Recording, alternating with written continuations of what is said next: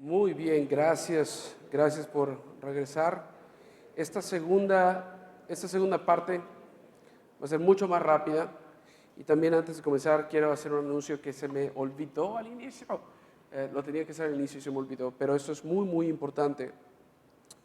Después de esto vamos a orar y comenzamos. El anuncio es el siguiente, o más bien, el ánimo es el siguiente. Amo la teología del pacto, obviamente, pero tengo que decirles, y el pastor Will probablemente va a decir que esto es verdad, la teología del pacto es muy importante, es muy útil, la amamos los presbiterianos, no es el Evangelio. La teología del pacto no es el Evangelio. Entonces, hay dos cosas que quiero que piensen con esto en mente. La primera es, podemos y somos hermanos en Cristo, podemos ser hermanos en Cristo y somos hermanos en Cristo con personas que no comparten esta doctrina, y eso está bien, somos hermanos en Cristo, somos del mismo equipo. La segunda es, por favor, no usen lo que aprendan el día de hoy para ir está bien si quieren platicar la doctrina del pacto, pero no lo usen para hacer peleas y conflictos, porque este no es el propósito de la doctrina del pacto. Era todo lo que quería decir al inicio y se me olvidó, y ya me lo recordaron. Entonces vamos a orar. Esta segunda parte va a ser mucho más corta. Vamos a orar. Señor, gracias porque nos permites volver a estar aquí. Bendícenos, ayúdanos a terminar este momento viendo el pacto de redención y cómo se puede aplicar la teología del pacto a la vida del creyente. En el nombre de Jesús oramos. Amén. Al principio les comenté que habían tres pactos comúnmente aceptados en la teología reformada. Está el pacto de obras con Adán, el pacto de gracia en sus diferentes administraciones, y finalmente tenemos el pacto de redención. El pacto de redención es un acuerdo eterno, que podemos llamar también extratemporal, y las partes de este acuerdo son el Padre y el Hijo. El Padre y el Hijo. El pacto de redención toma lugar en la eternidad. En este pacto Dios participa consigo mismo.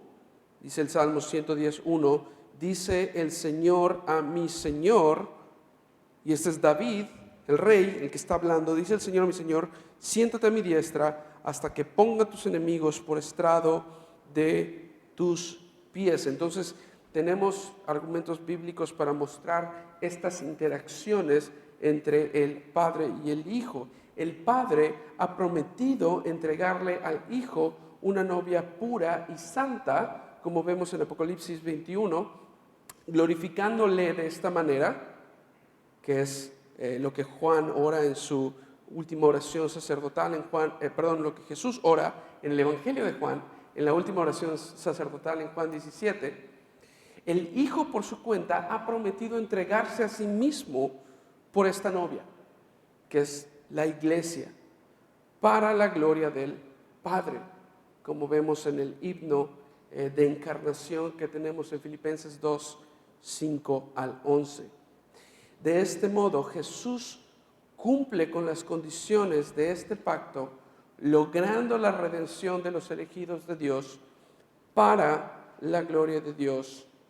Y Dios le da el nombre que es sobre todo nombre y lo eleva dándole esta novia pura y santa. ¿Por qué creo que es importante el pacto de redención? Porque el pacto de gracia y el pacto de obras encuentran sus bases teológicas en este acuerdo en la eternidad.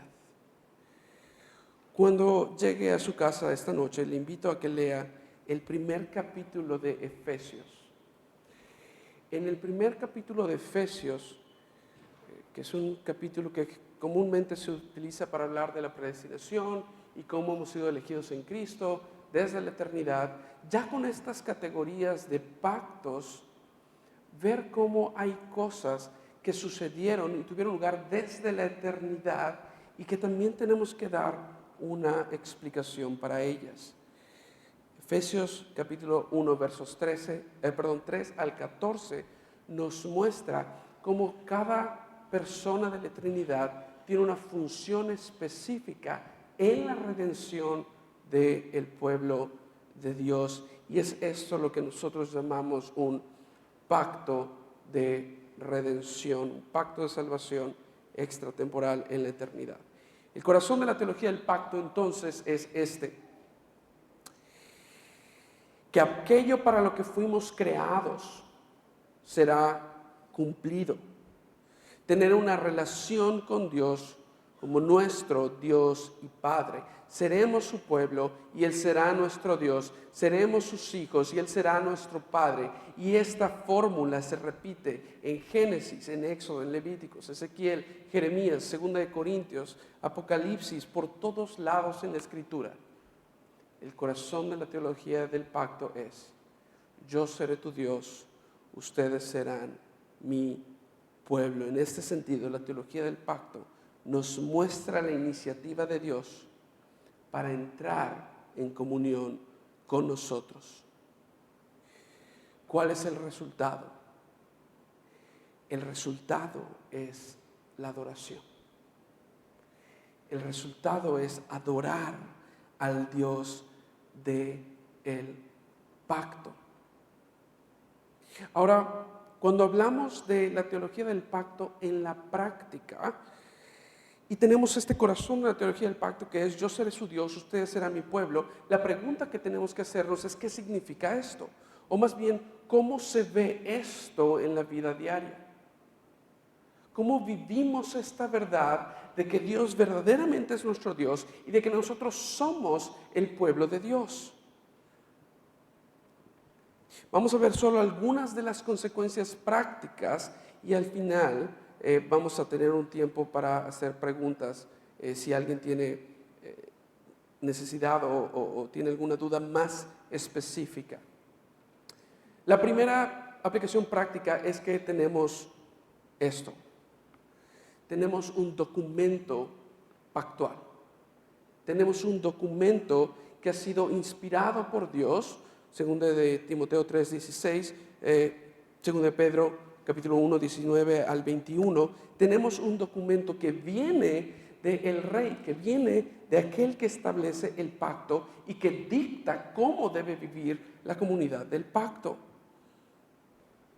Los primeros libros en el Antiguo Testamento y los primeros libros en el Nuevo Testamento establecen las condiciones del pacto, tanto el Pentateuco como los Evangelios. Después, los siguientes libros, lo que son los libros de los profetas, en el canon del Antiguo Testamento, la ley, los profetas y los escritos, los libros de los profetas, Josué, Jueces, Samuel, Reyes y todos los profetas, establecen la historia del pueblo del pacto. Así como también en el Nuevo Testamento lo que viene después son los hechos de los apóstoles, la historia del pueblo en el nuevo pacto. Y finalmente, en el Antiguo Testamento, en el canon hebreo, tenemos los escritos, los libros de sabiduría y otros libros como Esther, Daniel, Esdras, Nehemías y Crónicas. Y en el Nuevo Testamento tenemos las epístolas de Pablo y las epístolas universales. Y todos estos libros nos muestran la vida del pueblo del pacto, la vida pactual. Y todo este canon, tanto del Antiguo como del Nuevo Testamento, tiene un prólogo que es Génesis, donde se empiezan a mostrar todas estas cuestiones que nos llevarán a la historia de redención, a la historia del pacto de Dios, y una conclusión, un epílogo, que es el Apocalipsis. Comenzamos con un jardín y terminamos en el jardín. Terminamos en la nueva creación. Todo esto está estructurado de forma pactual. El punto es este libro es un libro producto del pacto. Como hemos mencionado, nosotros debemos adoración a nuestro Dios como cumplimiento de nuestra parte del pacto. El Señor ha cumplido sus promesas, ha cumplido con su redención y nosotros debemos adorarle. Cuando sucedió esto con el pueblo de Israel en Egipto, Éxodo 9:13 dice, entonces dijo el Señor a Moisés, levántate muy de mañana y ponte delante de Faraón y dile, así dice el Señor, el Dios de los hebreos, deja ir a mi pueblo para que me sirva. La consecuencia de vivir dentro del nuevo pacto también es el servicio y la adoración al Señor. Ahora, no solo esto, sino cómo se ve nuestra adoración.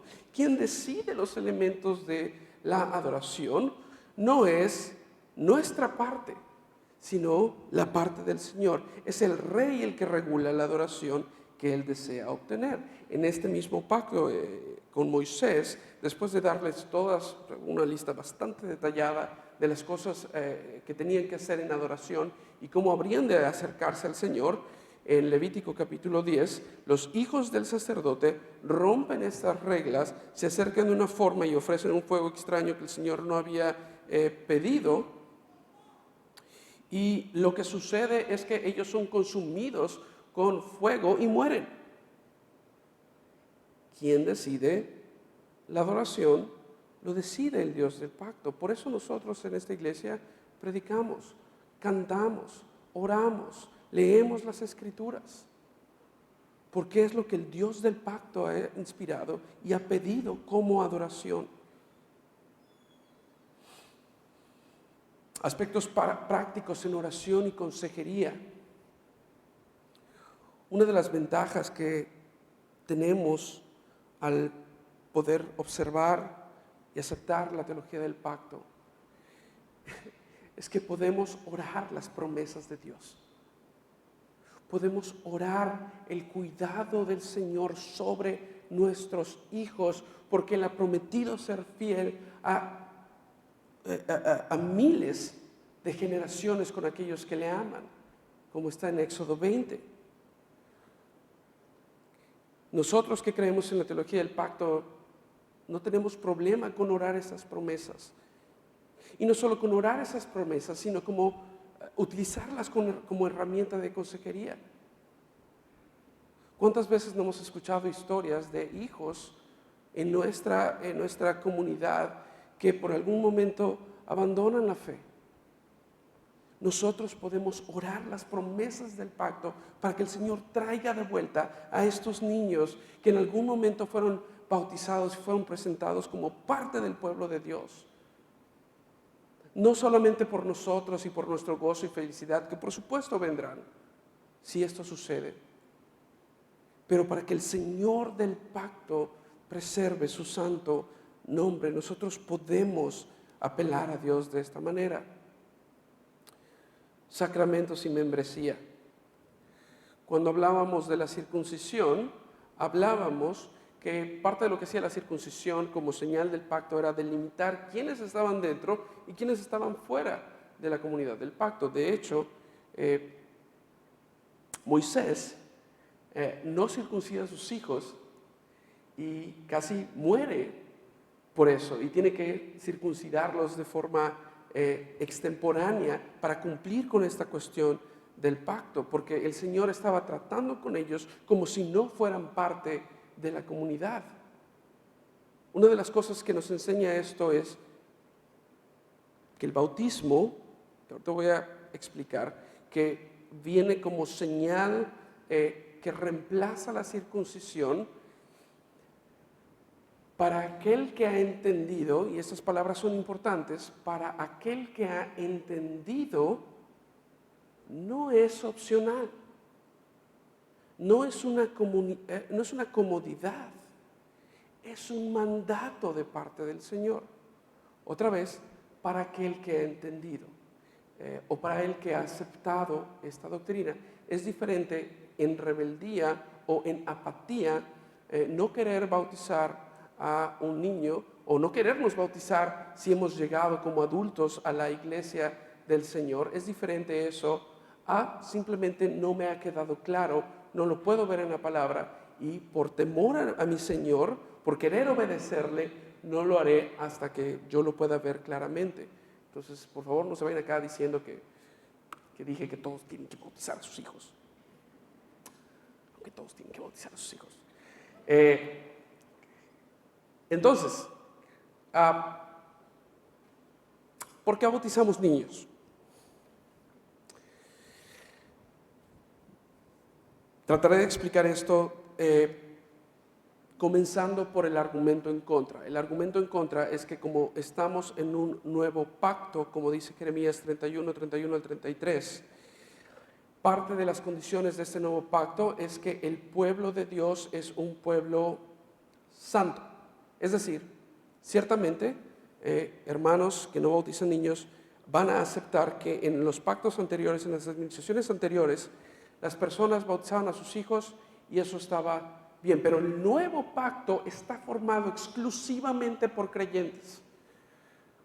¿De dónde toman esto? Jeremías 31, 31 al 33 dice, como leímos, vienen días, declara el Señor, que haré un nuevo pacto, no como el pacto que hice con sus padres el día que los tomé de la mano para sacarlos de la tierra de Egipto, mi pacto que ellos rompieron, aunque fue un esposo para ellos, declara el Señor, porque este es el pacto que haré con la casa de Israel. Pondré mi ley dentro de ellos y sobre sus corazones la escribiré. Yo seré su Dios y ellos serán mi pueblo.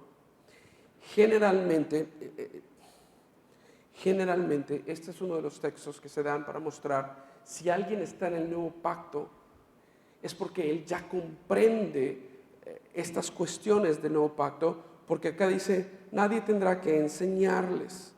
Yo pondré mi ley en sus corazones, allá las escribiré, y esto claramente está hablando de alguien que es un creyente, de manera que solo los creyentes deben ser bautizados. Parte del problema inicial, cuando tengo este tipo de conversaciones amistosas, es que Jeremías 31 no termina en Jeremías 31 y continúa en Jeremías 32. Y en Jeremías 32, hablando de este nuevo pacto, dice, ahora pues, así dice el Señor Dios de Israel, en cuanto a esta ciudad, 37, aquí lo reuniré de todas las tierras a las cuales los he echado en mi ira, en mi furor y con mi gran enojo, y los haré volver a este lugar, y los haré morar seguros. Ellos serán mi pueblo, y yo seré su Dios. Y les daré un solo corazón y un solo camino para que me teman siempre para bien de ellos y de sus hijos después de ellos. Haré con ellos un pacto eterno por el que no me apartaré de ellos para hacerles bien. Infundiré mi temor en sus corazones para que no se aparten de mí. Me regocijaré en ellos haciéndoles bien y ciertamente los plantaré en esta tierra con todo mi corazón y con toda mi alma. Entonces, este pasaje en Jeremías 32 comparte las mismas promesas que Jeremías 31 e incluye a la descendencia. Como Abraham incluyó a la descendencia, como Moisés incluyó a la descendencia, como David incluyó a la descendencia.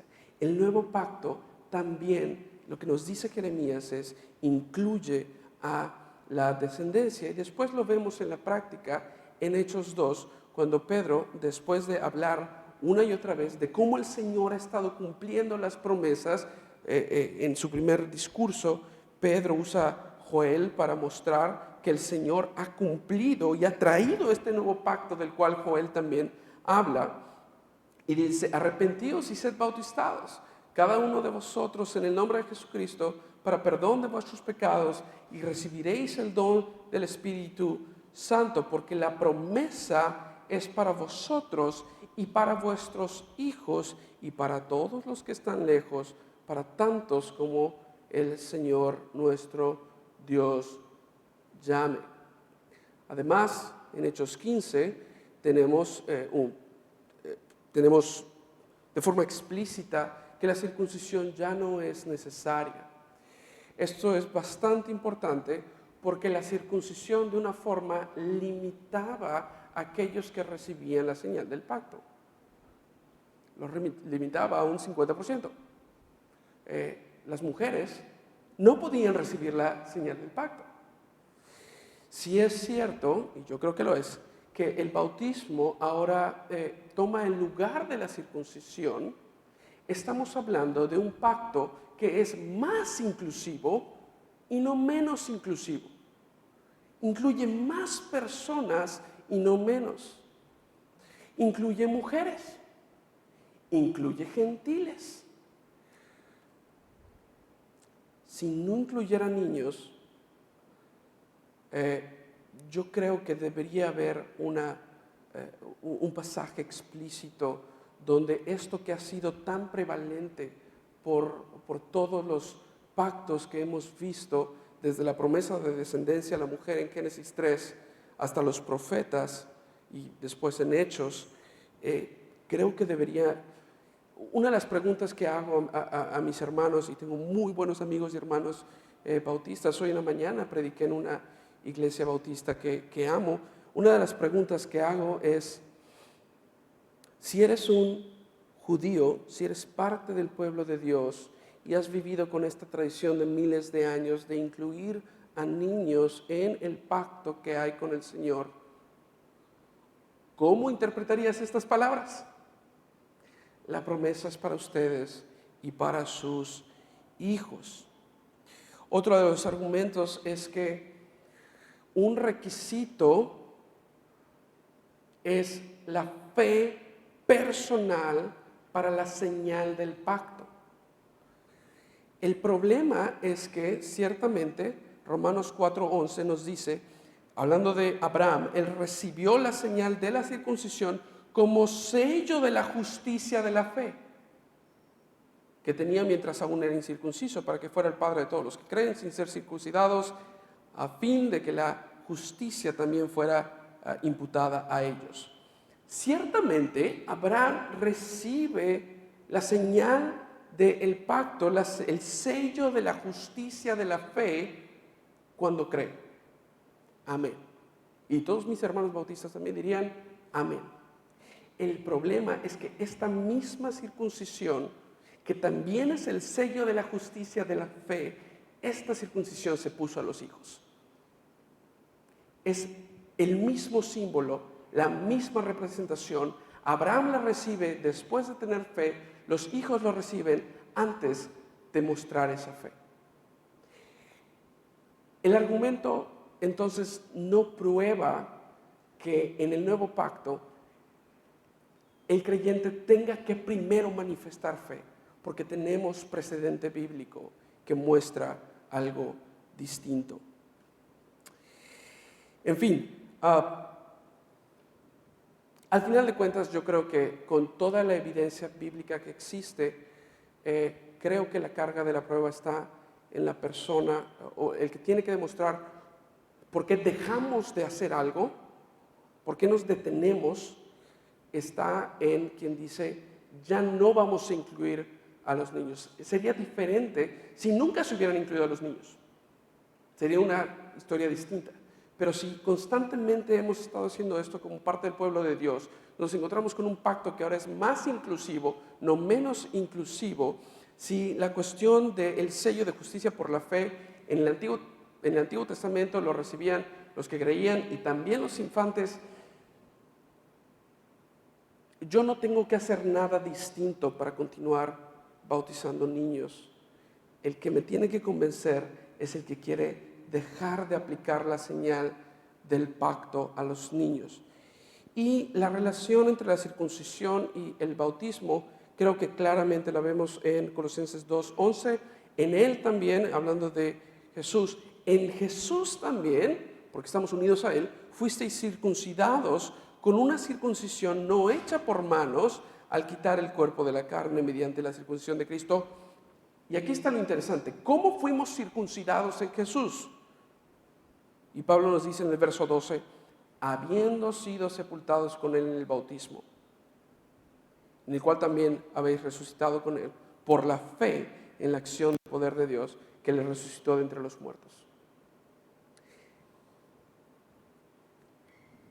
juntando toda la evidencia, me parece, a mí me es personalmente difícil ver cómo no bautizar a los hijos, cómo no continuar dándoles la señal del pacto que siempre le hemos dado como pueblo de Dios. Pero nuevamente, respeto a las personas que piensan distinto. Tengo muy buenos amigos que amo y son mis hermanos en la fe, y sabremos seguro la respuesta a esta pregunta cuando se cumpla Apocalipsis 21, en los cielos nuevos y la tierra nueva.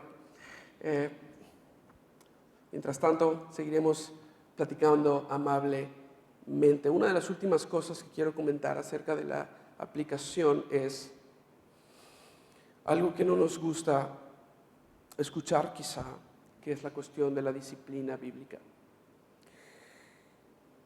Aquel que está dentro de la comunidad del pacto tiene estándares de comportamiento más altos que los que no están en la comunidad del pacto. Si quieren, en el tiempo de preguntas y respuestas podemos hablar más sobre esto, pero la Biblia habla de forma diferente de aquellos que han probado los beneficios y las bendiciones de estar dentro de la comunidad del pacto. De Hebreos habla de escuchar la palabra de Dios, de ver las acciones del Espíritu, y que después de recibir esas bendiciones del pacto deciden irse de la comunidad. Habla de forma muy fuerte de estas personas. Y hay un grupo de personas que habla de forma todavía más fuerte, que es aquellos que lideran a la comunidad del pacto. Uno de los pasajes más oscuros de la Biblia, más difíciles de leer con atención, sin temblar, es 2 de Pedro capítulo 2, donde dice que el lugar más oscuro del infierno está reservado para los falsos maestros, para aquellos que dicen estar hablando en nombre del Rey y no lo hacen. Por eso la advertencia de Santiago 3:1 es: no se vuelvan maestros todos ustedes, porque sobre tales vendrá mayor condenación. El punto de todo esto es: estar en el pacto es una bendición, pero no solo es una bendición, también hay compromiso y hay estándares, y por eso la disciplina bíblica es importante. Por eso el último paso de la disciplina bíblica es la excomunión. La excomunión no es para gente perfecta, pero es para gente que está dentro del pacto, y cuando uno claramente está viviendo sin arrepentirse, abiertamente desafiando al Dios del pacto, lo más amoroso que podemos hacer por estas personas es pedirles que se abstengan de venir a la mesa. ¿Por qué? Porque 1 Corintios 11 dice que el que toma de la mesa, come del pan, toma del vino indignamente, juicio come y bebe para sí.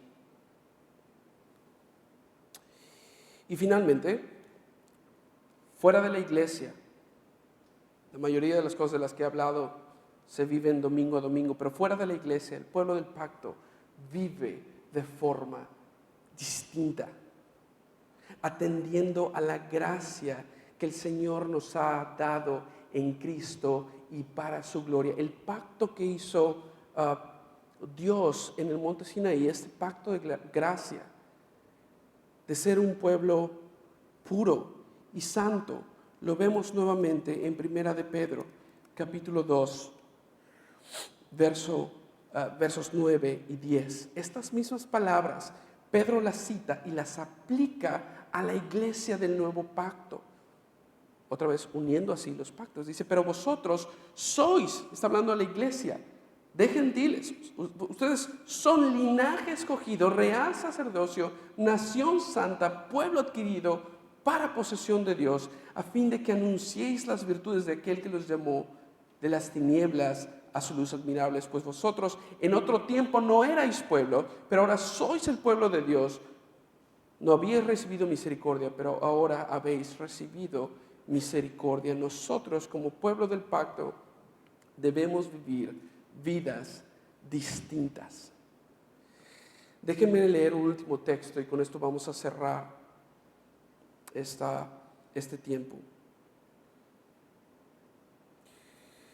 Apocalipsis capítulo 21, comienzo con el verso 1. Y vi un cielo nuevo y una tierra nueva, porque el primer cielo y la primera tierra pasaron y el mar ya no existe. Vi la ciudad santa, la nueva Jerusalén, que descendía del cielo de Dios, preparada como una novia para su esposo.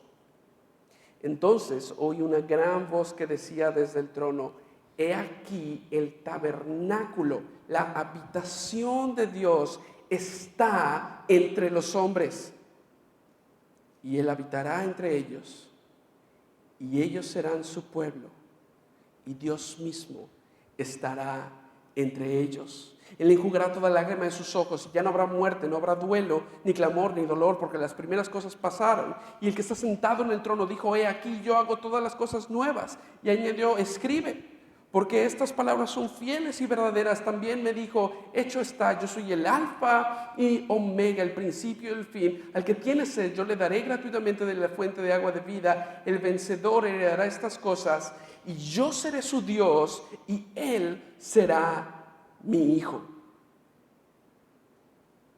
Pero los cobardes, incrédulos, abominables, asesinos, inmorables, hechiceros, idólatras y todos los mentirosos tendrán su herencia en el lago que arde con fuego y azufre, que es la muerte segunda. Vivir una vida de pacto nos da una esperanza tremenda.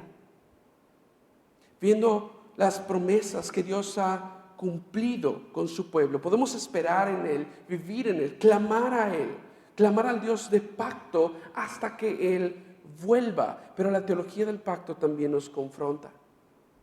Nos recuerda que Dios no tomará por inocente al culpable, y que aquellos que tienen mayor conocimiento también tendrán mayor responsabilidad en el día final. La teología del pacto, en resumen, da unidad y aplicabilidad a toda la Escritura.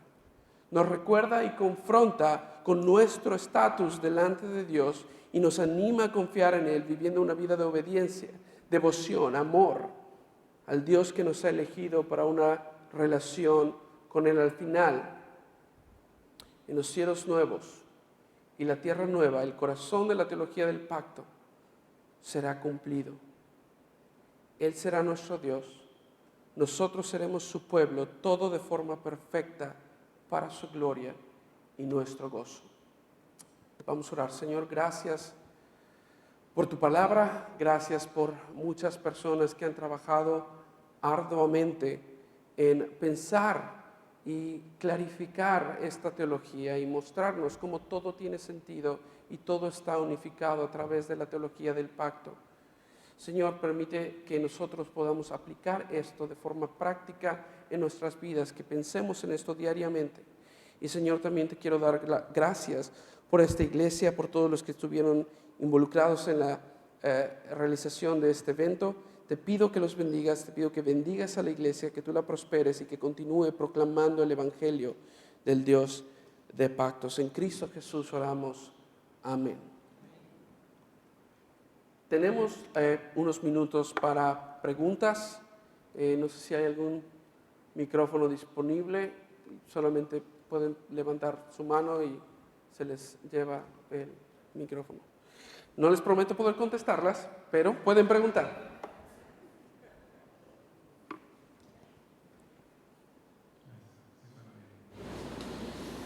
Hermano, ahorita tú pusiste como ejemplo aquel fuego que yo no conozco, que poco a poco se va revelando, se va iluminando lo que Dios ya ha hecho.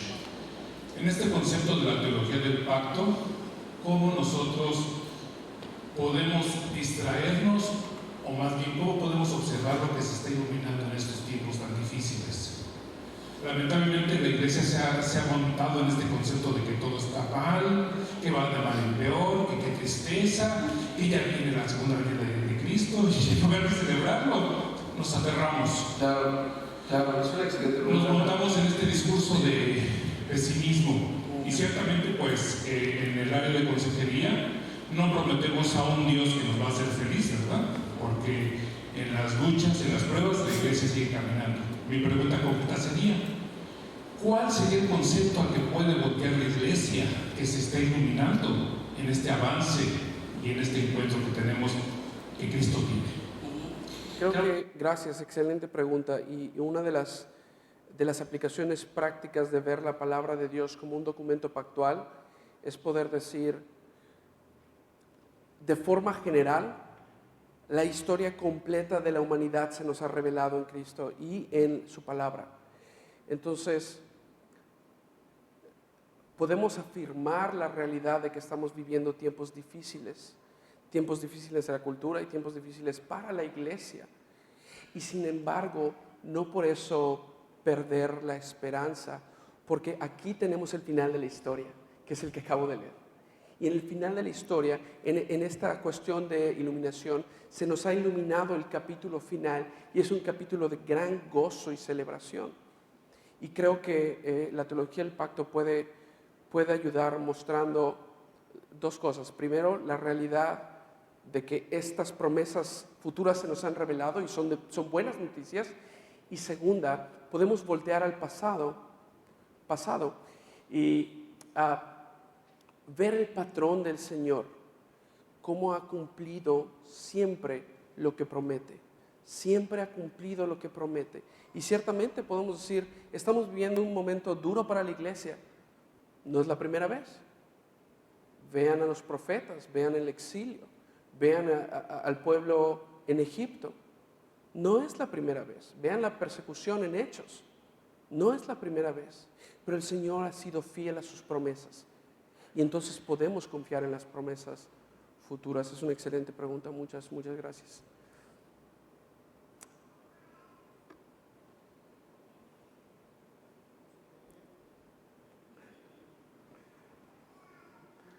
Hay un par de manos por ahí. Allá había una, aquí hay otra pregunta.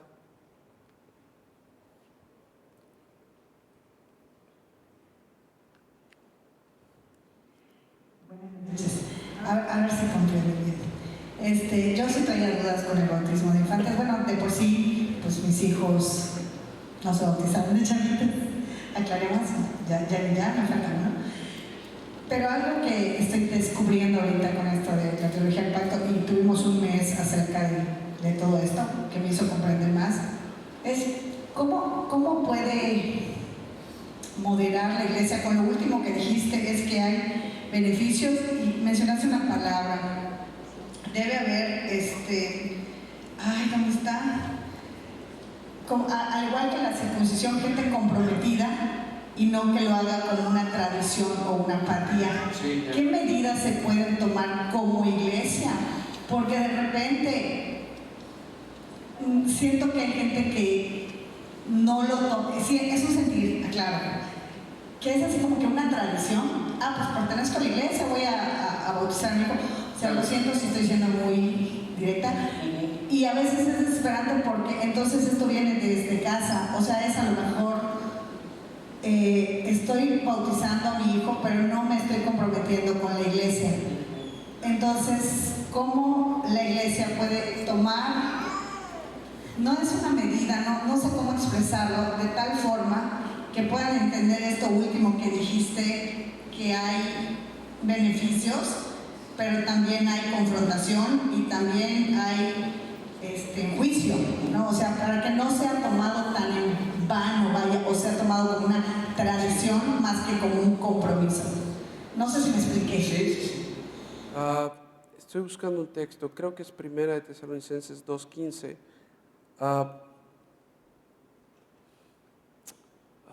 O Segunda de Tesalonicenses 2:15. Si no lo encuentro ahora. Sí lo encontré, pero creo que si alguien tiene una Reina Valera, sería mejor que lo leamos ahí. Segunda de Tesalonicenses 2:15 dice: así que hermanos, estad firmes y conservad aquí dice doctrinas, la traducción es conservar las tradiciones que os fueron enseñadas, ya de palabra, ya por carta nuestra. Entonces, lo primero que quiero decir es, tener tradiciones en sí no es malo, sobre todo si las tradiciones que tenemos son bíblicas, ¿correcto? Si una de nuestras tradiciones va a ser bautizar a nuestros hijos, gloria a Dios. Es bueno tener esta tradición, pero también es bueno enseñarlas. Este mismo pasaje dice, estad firmes y conservar las tradiciones que os fueron enseñadas. Entonces, quizá respondiendo a la pregunta, la forma de preservar la tradición no es simplemente cumpliendo la tradición, sino enseñando la tradición, que es lo mismo que tenemos en Deuteronomio 6, cuando tenemos el Shema de Israel, uno de los primeros credos del pueblo de Dios. Escucha Israel, Jehová el Señor, Jehová uno es, y amarás al Señor tu Dios con todo tu corazón, con toda tu alma y con todas tus mentes, y luego lo que dice, y es enseñarás estas palabras a tus hijos. Y luego te dice, las vas a enseñar cuando estés en casa y cuando estés en el camino, cuando estés parado, cuando estés sentado y cuando te acuestes a dormir también. El punto es, hay un énfasis grande en la enseñanza de estas tradiciones. Entonces, por supuesto, cumplirlas, gloria a Dios, es bueno y hay que hacerlo, pero la Biblia también nos enseña un patrón de enseñanza. Hay que explicar el porqué para preservar estas tradiciones que son buenas y son bíblicas. No sé si eso ayude a aclarar un poquito esta cuestión. Es una excelente pregunta. Gracias. Gracias. Buenas noches. Buenas noches. Son 3 preguntas. Ok. ¿Cuál es la más importante de las 3? Creo que las 3. Bueno, voy a hacer la primera. Pacto de obras. Sí. Es obsoleto, según Hebreos 8:13, para la vida del creyente. Y si no es obsoleto, puede servir como un código de moral para el creyente. Sí, creo que la primera aclaración, el texto que está haciendo referencia, ¿cómo te llamas, hermano? Nair. Este texto que está haciendo referencia, Hebreos 8, y de hecho es toda la discusión de Hebreos 8, 9 y 10, hace una comparación entre el antiguo pacto y el nuevo pacto. La primera aclaración que hay que hacer es que no está haciendo referencia al pacto de obras, lo cual hace la teología del pacto más complicada y no menos complicada. Está haciendo referencia a las administraciones anteriores del mismo pacto de gracia. Y sí dice, está cerca de ser obsoleto. ¿Cómo entendemos esto? Déjame abrir aquí el texto. Hebreos 8, ¿verdad? 8:13.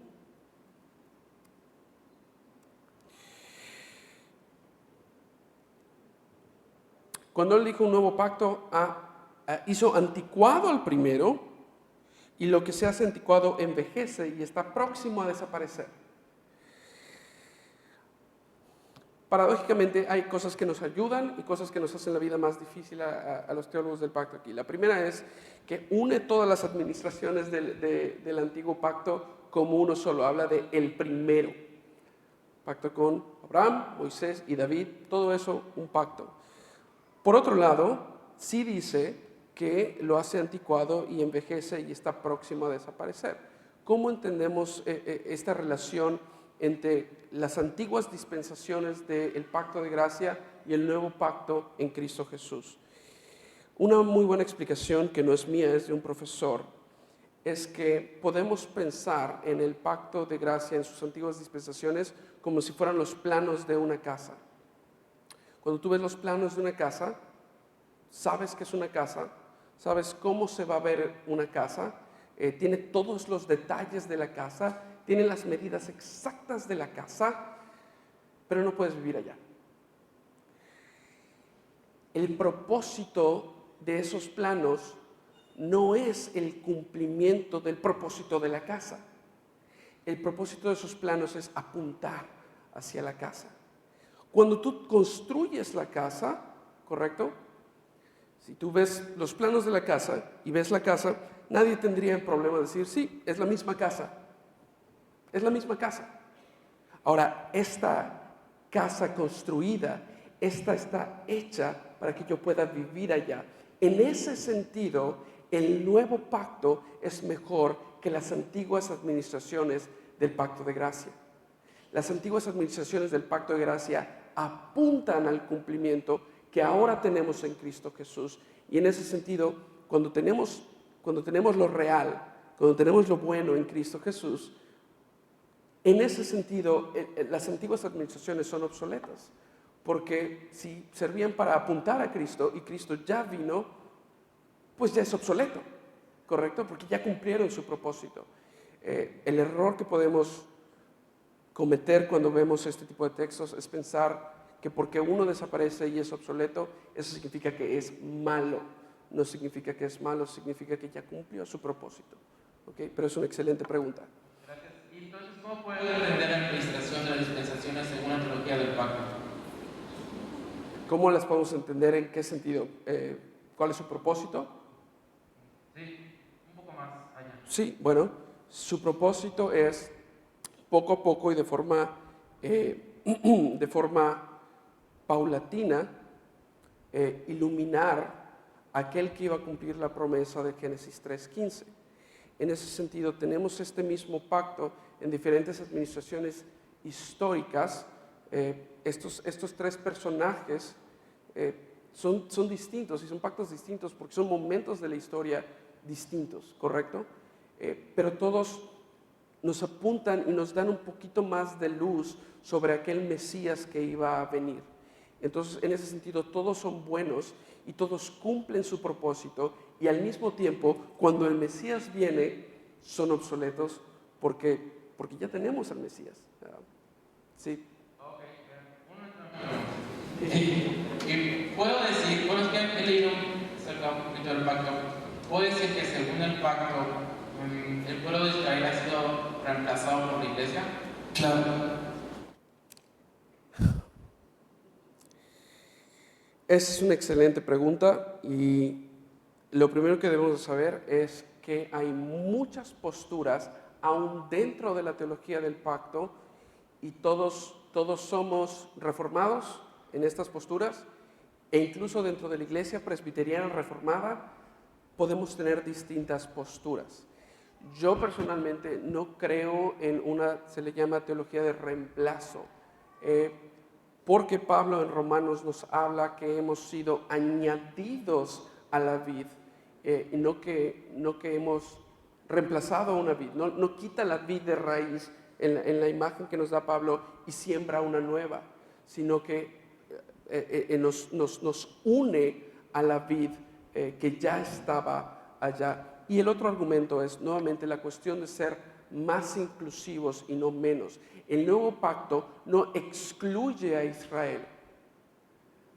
El pueblo de Israel está incluido siempre y cuando cumpla las condiciones del pacto, que en este caso es creer en Cristo Jesús. Lo que nos muestra Pablo es que nunca se trató de una cuestión étnica.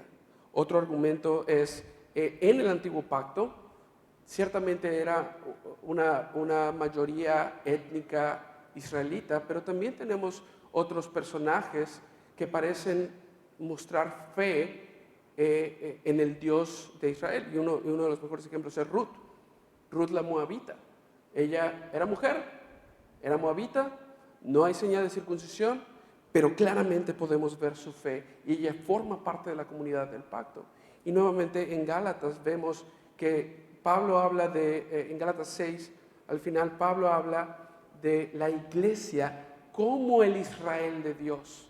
Entonces, así como, por ejemplo, David era un buen rey, muy buen rey, excelente rey, pero él no era el rey del pacto.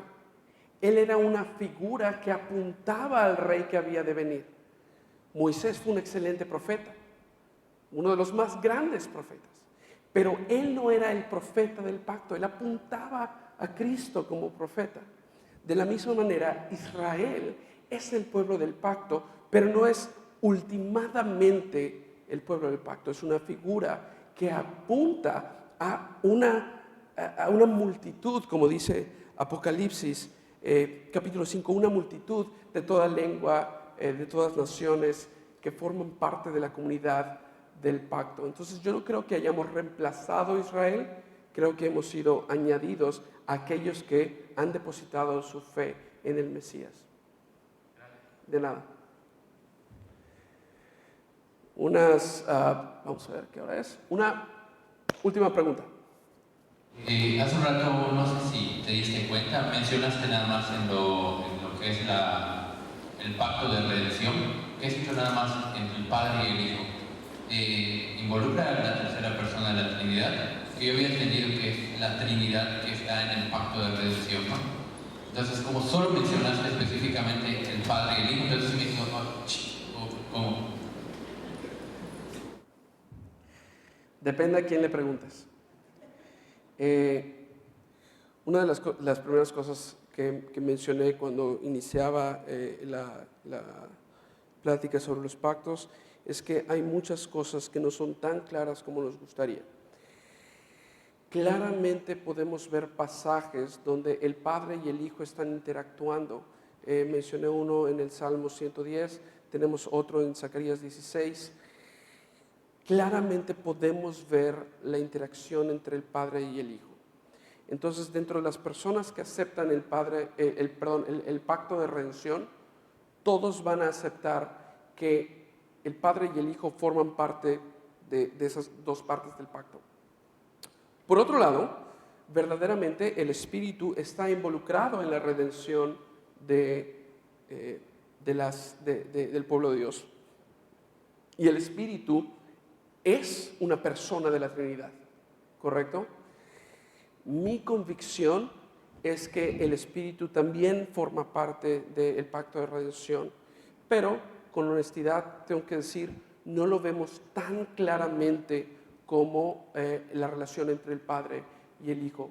En mi caso es una consecuencia natural, siendo que Dios es un Dios trino y todo lo que Dios hace, la Trinidad hace.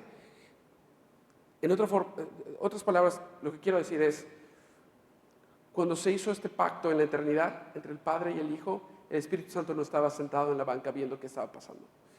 Él de alguna forma forma parte, es mi convicción, del pacto de redención, pero no tenemos tanta evidencia bíblica para ello. Sería más una evidencia teológica. Pero es una excelente pregunta. Gracias.